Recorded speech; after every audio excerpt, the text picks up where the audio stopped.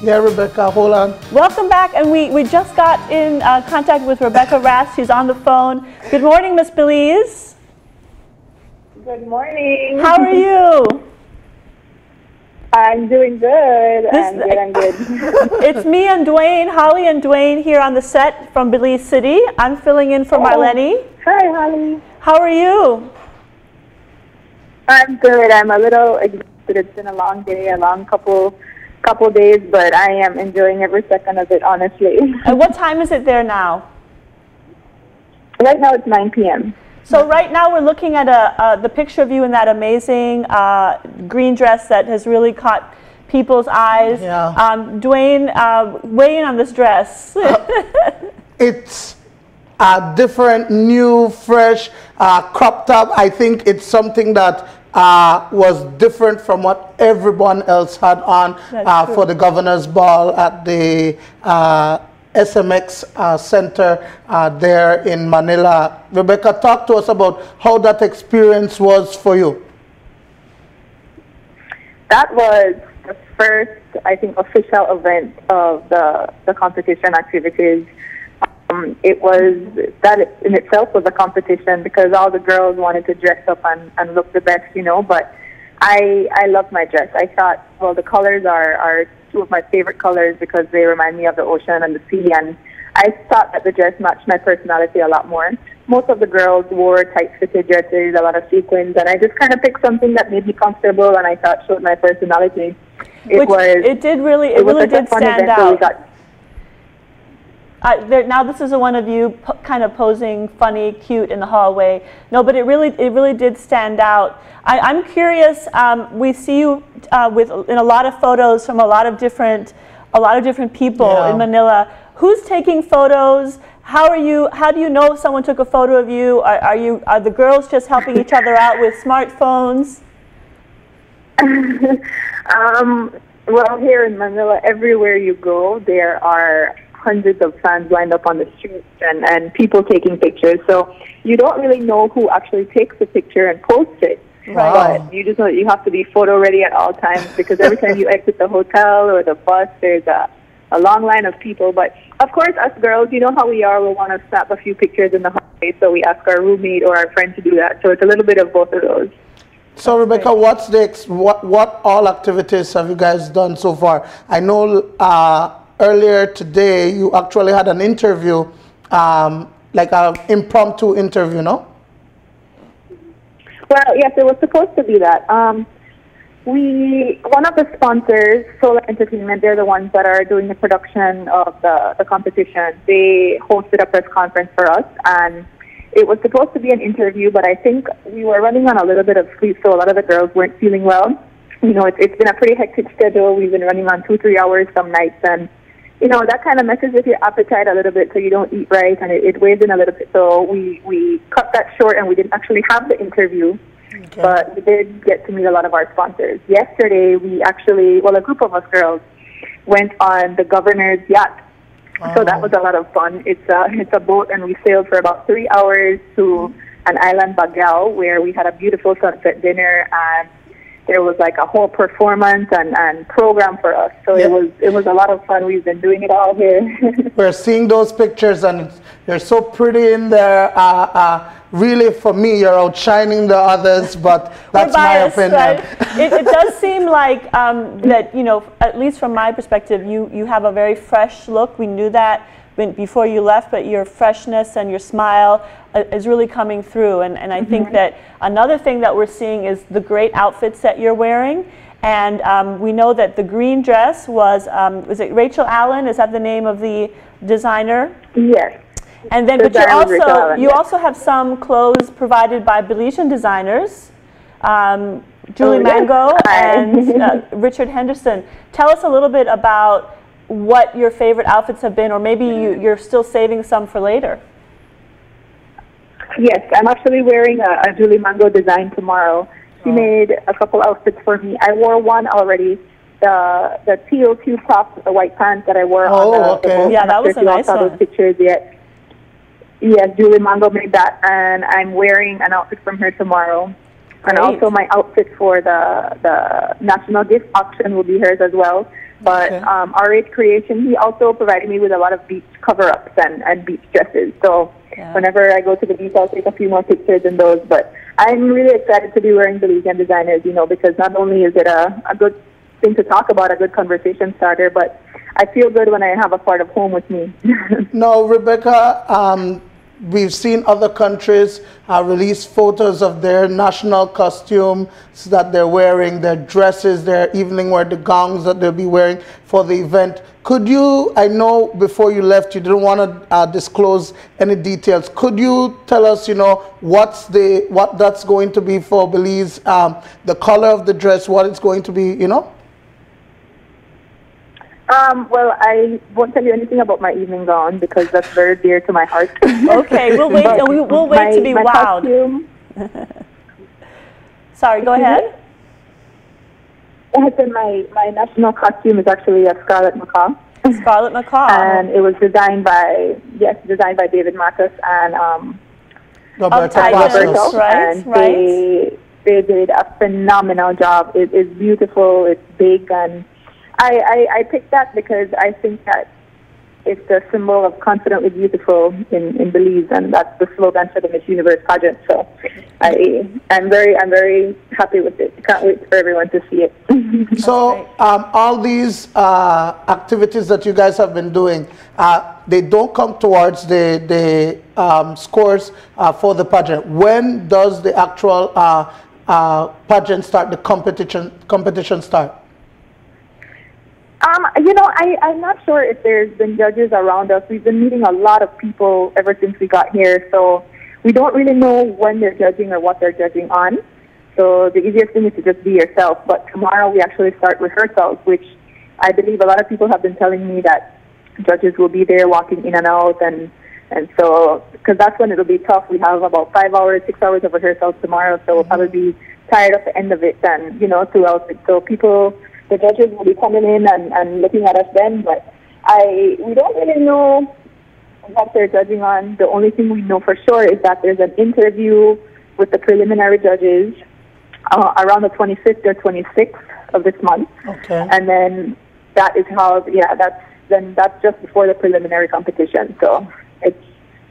Now, Rebecca, we've been online and we see Belize on social media, of course, pushing them, sending so much support towards to you.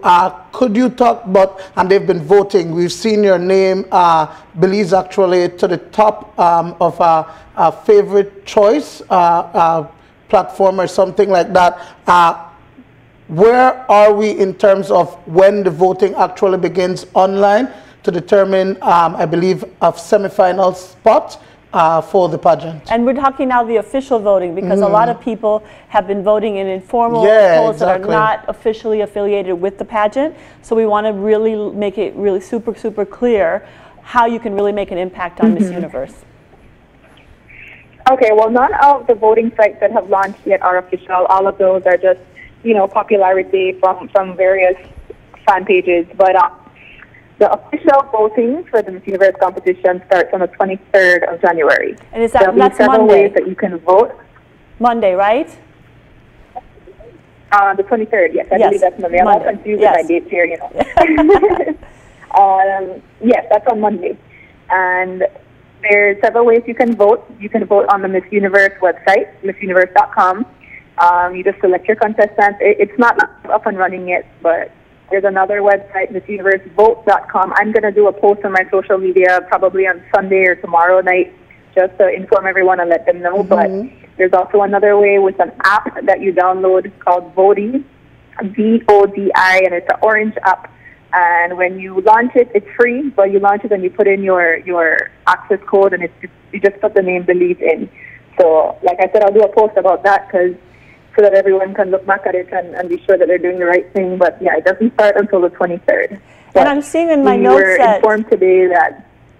Go ahead, sorry. We were informed today that the person who gets the most votes is automatically qualified to the top 12. So amazing. That's a big deal. And we need to get there. We need to get there. And you can vote more than once, right? You can actually vote 10 times. Yes, you'll be able to vote 10 times a day on each medium. So if you do the math, 40 votes for the day. If you do the math, so let's say 50,000 Belizeans vote, and they each vote 10 times 10 on the times 4 a day on the 4 options. We're really getting somewhere. That's a million votes. We can do this. We can do this. I do think it's been amazing that for a small country, just through social media, we've really been able to show support for you, and you've been able to connect with people not just from Belize but from the diaspora, from around the world. And for a small country, we're so active and excited about this that we overrepresent ourselves. We're overrepresented, and so that will help us and help you, I hope. And I do believe that you have a great chance to become a semifinalist anyway, but this would be an extra boost. Now, Rebecca, could you talk to us about something that came online in terms of the fact that the Miss Universe organization has changed the standard where it's top 15 to top 12? Has that been passed on to you guys, that information? Not officially by word of mouth, but they posted it on the Miss Universe Facebook page, and so it's actually on the website, so it just says the top 12, actually it does, but they haven't physically or really told us anything about it. It's been going around a little bit. A couple of the girls have been upset, because that's a big cut from 86 to 12, but it's a competition, and they're changing it up a little bit. I'm not sure why, but they're actually making some positive changes as well. They're trying to change the whole image of the Miss Universe to, rather than just a fashion show or all about how you look, to you being a strong woman. And so I'm excited about that part. But they also I noticed that swimsuit competition. I noticed that you've done some community service there, which has been another part of what Miss Universe is trying to get across. I do think, Dwayne, that over the years they have, I know there was a time when they did only a top 10, then there was 12, then there was 15, and I think they have to balance the overall number of contestants with what makes sense to really get the best of the best. So it'll be interesting to see 12, and it may not seem like, well, 15 or 12, but again, to those girls, to those young women who may be that 13th person who didn't get in, that does mean something. Now, Rebecca, could you tell us in terms of knowing in advance who are the delegates that will be semifinalists? Do you know how will that be determined? There are a bunch of more popular candidates, that are considered the front runners, but they don't seem to have a lot of favoritism here. I think the groups are split up pretty evenly, and the activities that we do are shared equally. But of course, there's that possibility, But I think that it seems pretty fair to me, and I think that a lot of these girls have a chance to do well. So I'd rather not think about, the favoritism or who's going to make it, because if you think about that, you tend to get a little bit distracted, Well, Belize seems to be a favorite. I'm just saying. I think from where we sit, the buzz that is around Belize is really encouraging. I do think that when you look at Miss Universe pageants over the years, you usually have, as Rebecca said, some front runners. They're always in there. The big countries, USA, Venezuela, Colombia, Brazil is often in there. Brazil has gotten a lot of attention. And then there's surprises. There are surprises. Like Belize. And I do think that sometimes too, when the pageant has been held overseas, because it's gone back and forth, you'll see from that region. So the pageant is in Asia. So I would expect to see more than usual. Yeah, so that's my little prediction, and then Belize. Yeah, of course. but Rebecca is right. Bex is right. You want to enjoy the experience. You don't want to be fixated on who's doing what, and some people are, I'm sure some of the young women are probably in that mode because they know that their country, if you were in there last year and you don't get in there this year, your country is going to, it's a lot of pressure for them. That's what I was saying too, that a lot of the girls are under a lot more pressure. They, like for example, Colombia, who got second place last year and won Miss Universe the year before, she's under a lot of pressure, because they topped 2 years in a row. So I do believe that it's getting a little bit more tense, and the girls, they were they grew up into this, you know, they worked at this their whole life, so it's a lot more pressure for them, you know. You've met a lot of the young women from the region, from the Caribbean and Central America, and I definitely feel like we have a strong showing from the region. What do you think, Bex? I think so. I mean, there's a couple contestants that I think are going to do very well, but like I said, I don't really focus on them because it throws me out my game. You know, I want to be confident in myself, and I don't want to question myself because I think this contestant is a little bit better or whatever. Because at the end of the day, it is a competition, you know. So I agree. Everybody wants to win. I agree. Barbados just need to step back, because this spot is for Belize, right? But Bex, today our show is really, it's important that we had you here online with us because our show today is all about beauty and brains, which defines you as a person. What your advice for young people out there, because I know you've worked with your volleyball team as well as people in Dangriga in your hometown, talk to us about, give them that message about beauty and brains and its importance, no? You know, I think you need to define beauty for yourself. I was at an age in my life where I thought it was all about how you looked. So I'm not going to say that I was always focused on inner beauty, but it really is about what's on the inside. In 40 years, you won't look the way that you look now. You know, your looks will fade. What will matter is the experiences that you've had, the friends you've made, and the things you value, you know. So you want to be in touch with your inner self, and you want to do things you've never done before. Take chances, you know, travel, meet people. Take the extra step. If you question it, if you don't know if you want to do it, do it. You know, in 40 years, that's what's going to matter. And I can't tell you how glad I am that I stepped outside of my comfort zone and I decided to do Miss Belize. My life has changed and it has made me see the world in a whole new way. I've been given this opportunity that a lot of girls work for and don't get, you know. So I really appreciate it, and that this feeling is all here because I decided to do something that I had never done before. Great. That's great advice. That's my message to young girls, is to just do that and be confident while you do it because there's no one else like you. So that's great, and we know that your time is limited, but we wanted to thank you. In addition to you putting the information about voting on your social media, we'll also do that over here. And we're really going to remind people as much as possible to vote, how to vote, which polls are really, which poll is the most important and the only one that really counts. Yeah, this one. This one. So we also have a video message from you. As we have it. Dwayne has gotten something. I've been doing my groundwork. That's right. We got, of course, the video from the crew, the Miss Universe crew that came here late last year and did that piece with you. We have that video and we're going to show it. With that, we'll say goodbye and wish you a great week and a great weekend. Thank you. Bye, Thank you so much, and thank you so much, Belize, for supporting me. It means everything, and I'll do my best. Well, we're all Team Bex. Thank you, guys. Yes. Okay. Bye. Get some rest. Get some rest. Bye-bye. Wow, that was super cool.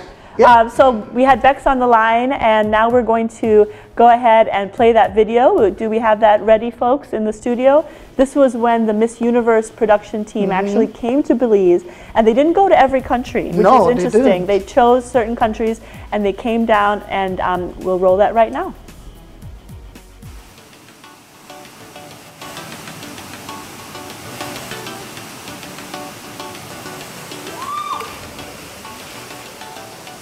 I am a water baby. Whether it's swimming, snorkeling, diving, anything that has to do with water, that's the fun part of my life. We are at the Belize Zoo. I've been coming here since I was probably about 3. It's the coolest zoo in the world. All the animals here are native to Belize, and they're all rescues. This is Balboa. This is on the weekend. Well, that's good that she just ate, so she's not hungry.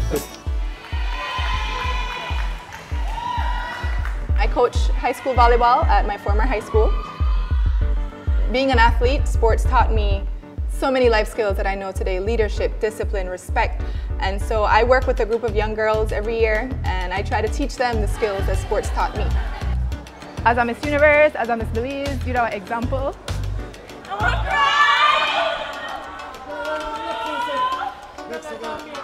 I know. Yeah, that's a waterproof mascara. Being able to help women and be a woman that can empower other women, that's enough for me. That's a really fun video. You can see that on YouTube as well at the Miss Universe site. So if you go and share that with your friends, and that's a really sweet video. And again, those Miss Universe production team, 3 people I think it was, came down. They went around the country with Bex. They were in Dangriga with her, and they really put together a nice little video. Now, interestingly, these countries are chosen because the Miss Universe organization believes that, you know, they're standing out in terms of what they're the delegate that the country is pushing forward in the competition. And it's interesting because Belize hasn't been noticed for a while, and we're just back after a 10-year hiatus, and basically we're coming strong. And I wonder if one of the reasons they chose to come here was because of that, because they wanted to remind people that Belize is back. And obviously we're one of those countries where everything is beautiful and visually interesting, so they probably thought this is a good place to come. I think they went to Costa Rica after this, and they're actually stranded in Belize because Costa Rica got hit by a hurricane. So we got extra time with the production crew, which was a bonus for us. But you know, I also think that we're going to change the way how people look at Belize, and Bex is doing that for us. And I'm interested in seeing exactly what's going to happen. I know we're biased, but we've seen that traction. It looks like she's going to do really well for us. So, yay. So again, we'll have the information on voting on Facebook, but we want to go to our meme of the day, and it has a Miss Universe theme, and it is this. I don't always watch Miss Universe, but when I do, it's because I'm voting Bex for Belize. So that's perfect. Yeah. Exactly, it's perfect. That's perfect. And we will be, again, sharing that information about voting. It starts on Monday. Yeah, and really, guys, I know on social media, we've seen a lot of people that don't normally follow pageants, they're following it this time. And I think it's great to see that the whole of Belize is coming together and ready to vote. Vote for her. I believe that if everyone votes 10 times a day, we're in. We're no problem. Man. Barbados, step back. I don't tell you. Please don't start an international incident. Okay, and now we're going to go to our photo of the day. This is really interesting. It has a title. It's called Visualize Your World, and it's a Belize production from Rockwire Visuals. And what he did was he took 28 different photos just with his iPhone, and he melded them together, and you can see it's like a 360-degree view of the park. In Orange Walk. In Orange Walk. And at the top is sort of the stage bandstand area, and then you see the view from the park, which is amazing. You know, it's interesting that we used to carry a phone and a camera, and now you just need your phone, and you can take some amazing photos with an iPhone or other type of smartphone. Yeah, the advancement of technology, and it's a really beautiful picture. You're seeing all the colors, the composition is really great. Hey, it's you have to really look. You have to look at it to see what you're looking at first, because it's something that we're not used to seing. But from that angle, from that angle. But that's really cool. So thank you, Rockwire Visuals, using that extra creativity that professional photography can bring with the right tools. So that's very neat. Now we're going to go to our video of the day. Again, you know, these videos, they take on a life of their own. They go viral. This one is a young girl who has Down syndrome, and she actually is an entrepreneur. And so you're going to see something pretty inspiring here. So let's roll our video of the day.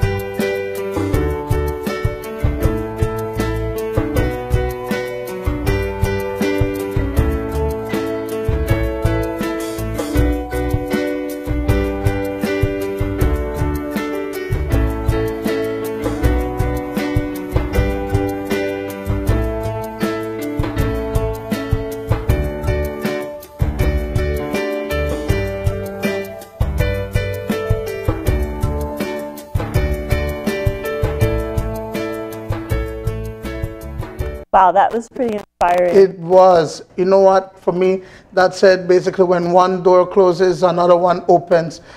She was faced with a lot of problems, and guess what? She created her own opportunity, and not only for herself, but for a lot of other persons. And I think that's what we need to take in life. Realize that, you know, we're always going to be faced with struggles and all of that, but it's how we interpret that, whether it's as a life lesson or, you know, use it to.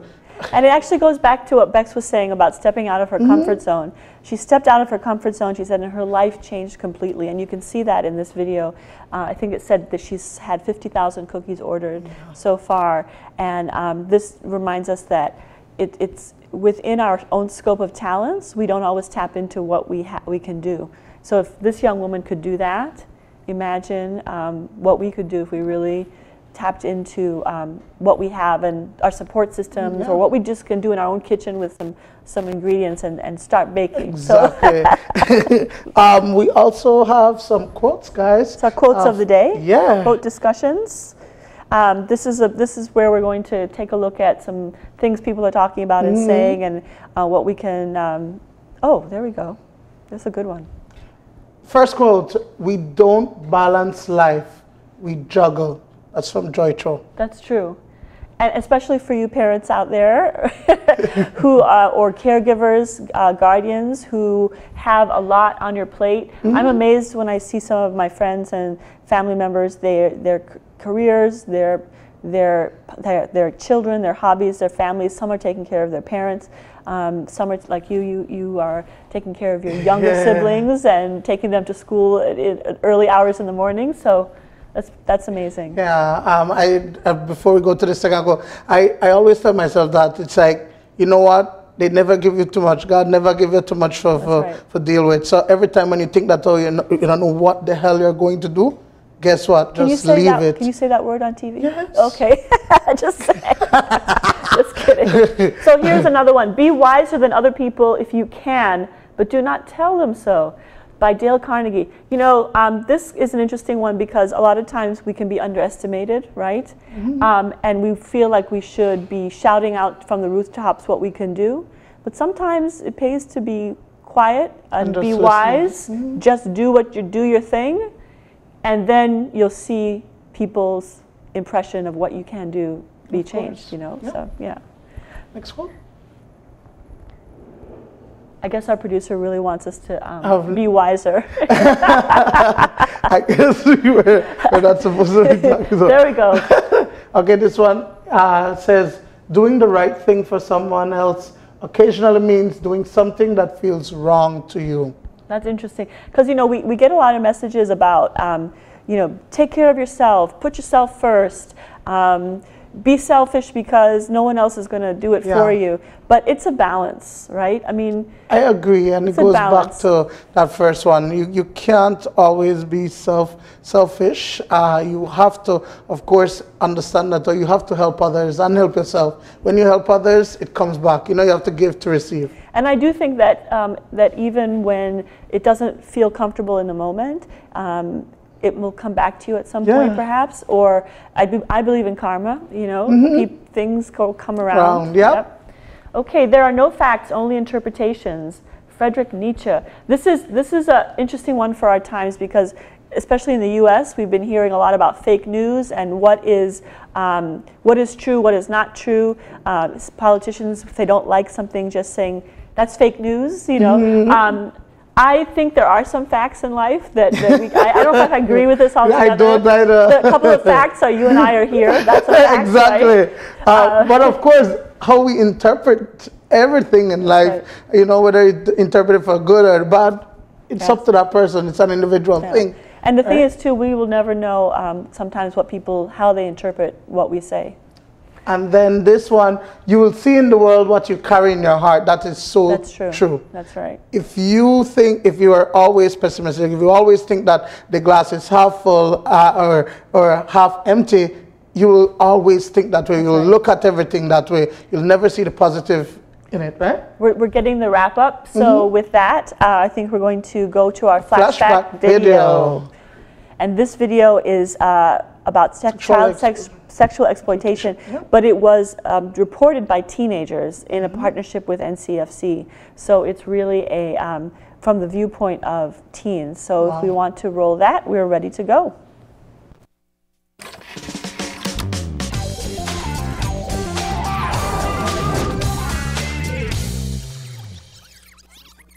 Sexual exploitation. It's not a term that we hear being used very often today. In fact, for some, this may be the first time we hear it. But let me ask you this. Have you ever heard about sugar daddies? What about pornography and prostitution? These are all forms of sexual exploitation. And what you really need to know is that it's greatly affecting us, the Belizean children. Many people don't realize that it is becoming more and more popular for a child to become the victim of commercial sexual exploitation. That is, the use of a child for paid sexual relations or sexual activities. This is a direct violation of our children and human rights. The United Nations Convention on the Rights of the Child states that every child should be protected from all forms of sexual abuse and exploitation, and even says that no one is allowed to kidnap or sell children. But are these rights backed by actual laws? Yes, the rights are backed by laws. Laws are, the update of laws is a continuous process. So while we do have laws, there are areas where we need to strengthen our laws.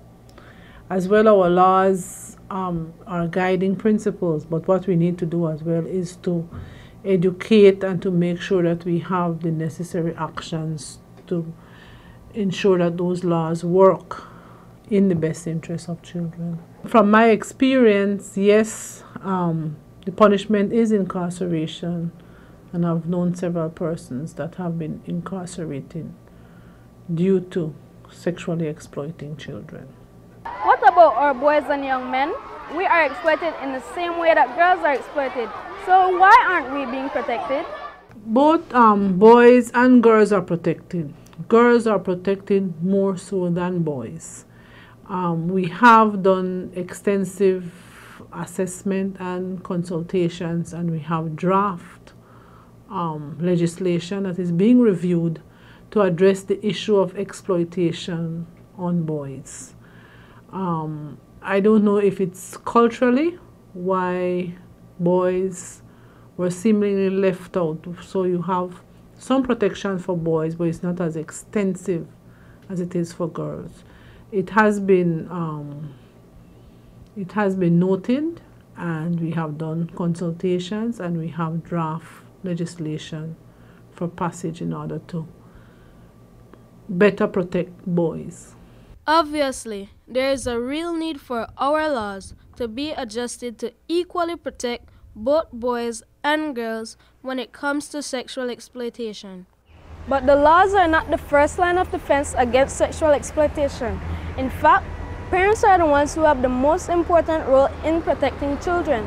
And can you imagine that some parents are the ones who actually force their children to be exploited? Don't believe it? Well, surely you've seen or heard of this very familiar situation. Hi, sweetie. I really miss you, you know. In this particular case, the child's mother is not only aware of her child's involvement in this exchange, but seems to support it. This form of sexual exploitation is very common in today's society. Typically in Belize, we call it the sugar daddy or sugar mama syndrome. An older man or woman pays for school, the bills, and even sometimes the food and rent for the victim's entire family, all in exchange for a sexual relationship with a child. But there are instances where parents are unaware of their child's involvement in sexual exploitation.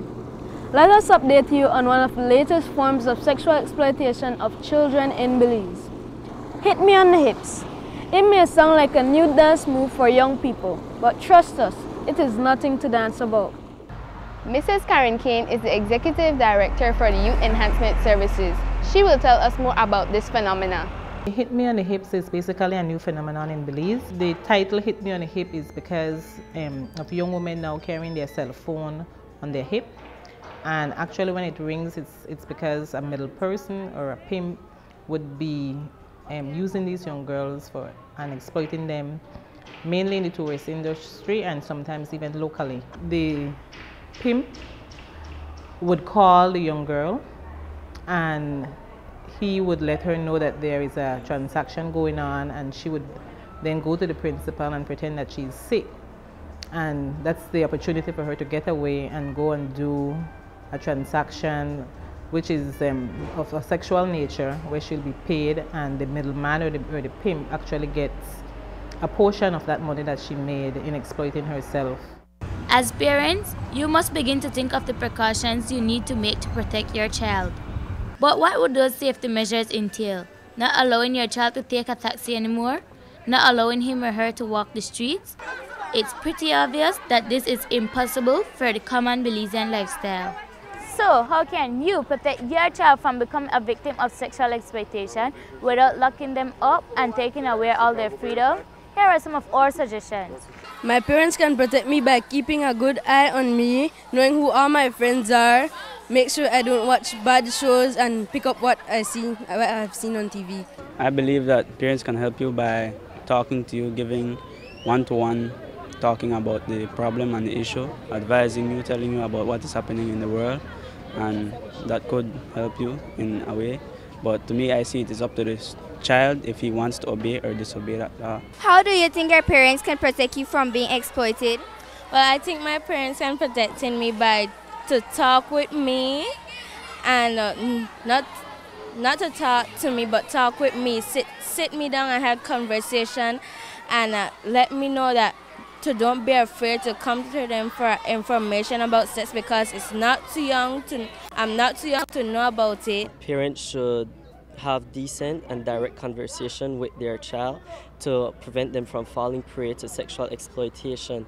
And by decent and direct, I mean that they should just be real and don't beat around the bush. And second, that they should provide a lot of love to their children so that they don't go and seek it elsewhere. The only way I think that parents can really protect you is by advising you, and another way is by children listening. If you do not listen to your parents, well, you will actually do what your friends tell you to do. So it's more advisable to parents to advise their son and be real with their children. Commercial sexual exploitation of children is a serious violation of our human rights. This form of abuse only exists because of the involvement of adults. Children cannot choose to be exploited. We are all responsible for this problem. Choosing to ignore or not react to what is happening is contributing to its growth in Belize. Warn your children and be on the lookout. Everybody must work together to protect the Belizean children.